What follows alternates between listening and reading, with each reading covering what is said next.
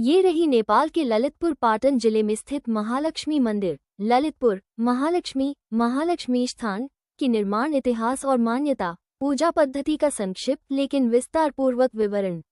स्थान एवं नाम।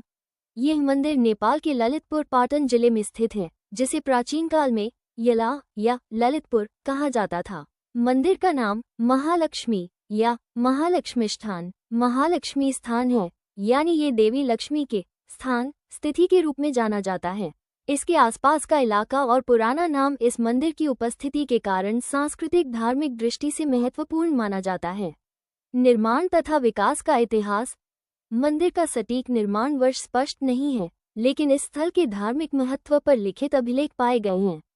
उदाहरण के लिए, मंदिर परिसर में एक तांबे कापर की अभिलेख पट्टिका कॉपर इंस्क्रिप्शन में नेपाल संवत NS 847 का उल्लेख है, जो कि मल अवधि के समय का संकेत देता है।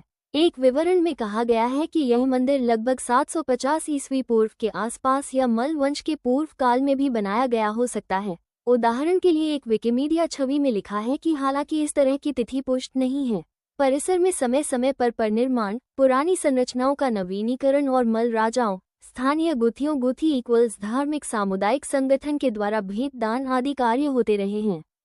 उदाहरण के तौर पर, वेबसाइट के अनुसार मूल संरचना एक मंजिला थी, जिसे बाद में 2 मंजिला पगोडा शैली में पुनर्निर्मित किया गया है। शहर के स्थानीय शासकों तथा समुदाय द्वारा मंदिर को आर्थिक एवं सामाजिक महत्व दिया गया। मंदिर के आसपास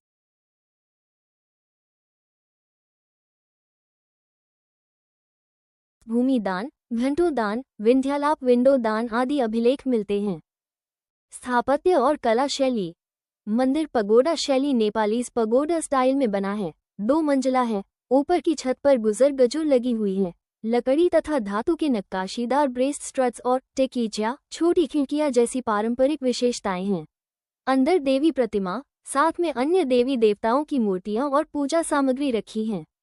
तटस्थ रूप से यह वास्तुकला नेपाल के मलकालीन मंदिर निर्माण परंपरा का प्रतिनिधि है।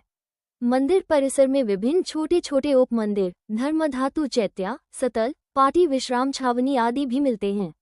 धार्मिक सांस्कृतिक मान्यता एवं पूजा परंपरा। देवी महालक्ष्मी को समृद्धि, वैभव, सौभाग्य तथा आरोग्य की देवी माना जाता है। इस मंदिर में भी उन्हें उसी रूप में पूजित किया जाता है। इसके अलावा इस मंदिर को काठमांडू घाटी काठमांडू वैली के 9 शक्ति केंद्रों में से एक माना जाता है। प्रमुख उत्सवों में शामिल हैं महालक्ष्मी जात्रा, बैशाख मास अप्रैल मई में ये जत्रा आयोजित होती है।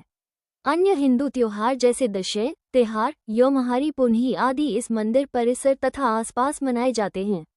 पूजा विधि में विशेष बात यह है कि यहाँ तांत्रिक पद्धति का प्रभाव देखने को मिलता है, जैसे मंदिर की दिनचर्या में गबुजू गोपनीय पुजारी द्वारा अंदर पूजा करना, कुछ समय द्वार बंद रहना आदि।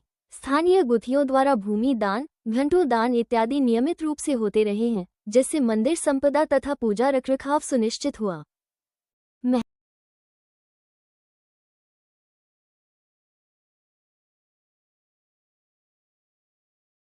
महत्व एवं सामाजिक सांस्कृतिक रोल। यह मंदिर न सिर्फ धार्मिक स्थल है, बल्कि स्थानीय समुदाय के सामाजिक सांस्कृतिक जीवन का केंद्र रहा है। भाषा, लोक कला, जात्रा उत्सव और गुथी व्यवस्था के माध्यम से पाटन, ललितपुर की सौंदर्य की नगरी, ललितपुर इक्वल्स ललित की पुरी की पहचान में ऐसे पुरातन मंदिरों का योगदान रहा है। पर्यटक दृष्टि से भी यह स्थल आकर्षक है। मंदिर की कला शैली, पुराना अभिलेख तथा स्थानीय उत्सव संस्कृति देखने योग्य हैं। स्थिति वर्तमान एवं संरक्षण। जैसे कई नेपाल के पुराने मंदिर धरोहरों के साथ हुआ है, इस मंदिर को भी समय समय पर भूकंप, प्राकृतिक असर, पुरानी निर्माण सामग्री की क्षति आदि का सामना करना पड़ा है। स्थानीय समुदाय, गुथिया और नेपाल सरकार द्वारा संरक्षण एवं पुनर्निर्माण की पहलें हो रही हैं, मगर चुनौतियां बनी हुई हैं। उदाहरण के लिए, पुराना अभिलेख कमजोर हो रहा है। यदि आप वहां जाने का विचार कर रहे हैं तो मंदिर के पूजा समय, दिवस एवं पेशेवर गाइड की उपलब्धता पहले से देख लेना समझदारी होगी।